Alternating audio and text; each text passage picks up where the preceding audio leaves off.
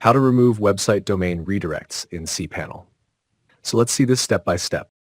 First, log into your cpanel using the login details provided by your hosting company.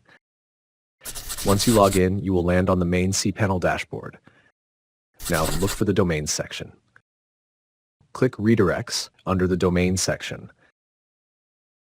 Now you will land on Redirects page.